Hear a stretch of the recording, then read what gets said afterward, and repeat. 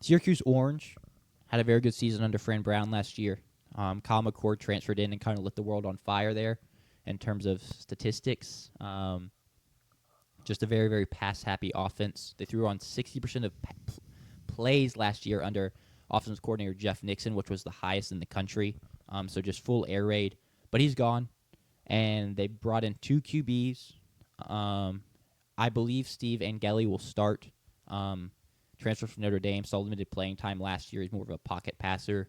The other option is Ricky Collins, who was named the starter in spring, and then 2 weeks later, Steve Angeli transferred in.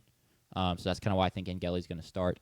Collins probably has the higher upside. He's a little more toolsy. But Angeli's more of a sure thing, and as a pocket passer, he can kind of operate this Jeff Nixon offense. My first question is simply that. Who starts at QB? Who would you start at QB? I'm starting Ricky, personally. I think he's better than Steve. And I just think he's got a better chance to win you more games. I think that's what matters to Fran Brown right now. And he's made that clear in how he felt with the transfers leaving last year and then just trying to put himself out there in the national media. Like, he wants to win games at Syracuse. He's not coaching there just to coach.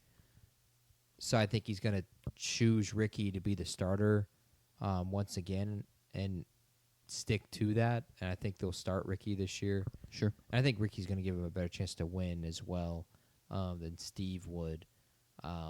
Will they win? Probably not. But I think Fran, like, he wants to be in a spot to where, like, he could potentially jump from this program to an SEC or a Big Ten school. He's going to have to win games to do that. Agreed. I personally think Angeli will start. I'm not really sure if that's the right pick or not, but I think we'll see both quarterbacks play at some point this year. A couple other transfers to look at non-quarterback positions. Jonte Cook is transferring in technically from Washington, even though he spent 2 weeks there before getting dismissed from the team for missing workouts. He was at Texas, though, actually for the 2024 season, where he had a couple touchdowns and 137 receiving yards. Very talented guy, has just kind of had off-the-field issues, so we'll see if he can right the ship there. And then David Reese, the 7th-year transfer from Cal on the defensive end, had 22 tackles and 4.5 sacks there last year. That's all I got. I guess after a 10-win season this year, kind of touched on it, Jay, people were like, well, it'd be a successful season for Syracuse this year. Bowl eligibility. That's what I was literally going to say. 6 wins is successful with this schedule. Actually, scroll down because I have more notes, I'm pretty sure. Yeah, bowl eligibility is very successful considering the guys that they lost. Saints legend, Fadil Diggs. But Kyle McCord. Aggie legend, Fadil Diggs. Gig 'em. Also true. But also losing Kyle McCord, who is the 3rd best quarterback in last year's draft, according to some people on this table. QB4.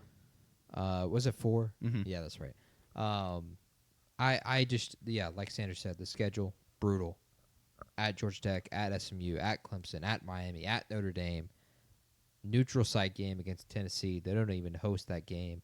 That game's in North Carolina for the Duke Mayo Classic. Unfortunately, Fran Brown will be getting 0 mayonnaise poured on him this year in that game. So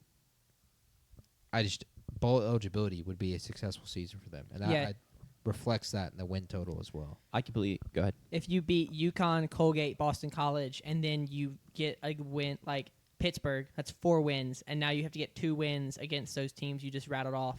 You say you beat Duke, you still need 1 more against like the best teams in the ACC and Notre Dame. That'd be crazy. That would be a very large success. Having Notre Dame and Tennessee out of conference is really rough. Scroll back down real quick because I think this is exactly why bowl eligibility would be a success. You mentioned they lost Fadil Diggs. They lost Kyle McCord. They lost LaQuint Allen, who was a 1,000-yard rusher last season. They lose Jackson Meeks, who was a 1,000-yard receiver last season, and Oronde Gadsden, who went to the NFL. They lost the most production in the ACC.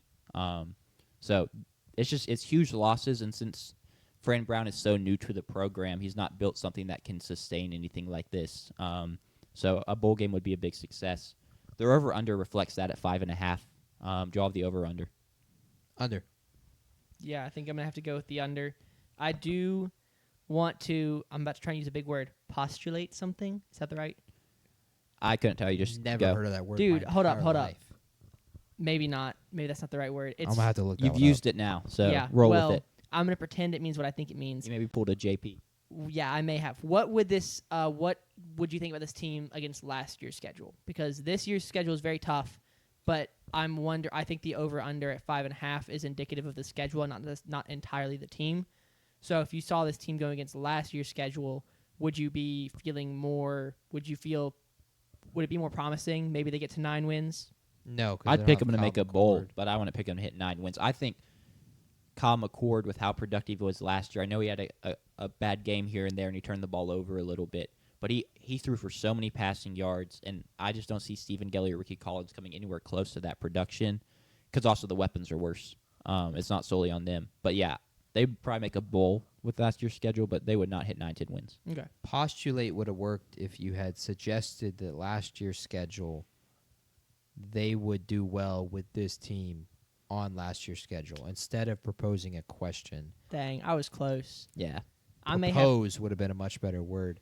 Ooh. Postulate means to suggest Yeah. or assume the existence, fact, or truth of something as a basis for reasoning, Yeah. discussion, or belief. So if I had said I postulate that they could have gotten 9 wins last year with this team. It's more so used in the third person, Oh. as in I don't know how to speak in the third Sanders person. postulated that Syracuse would do well on Yeah. last year's schedule. All with right. this Well done. team.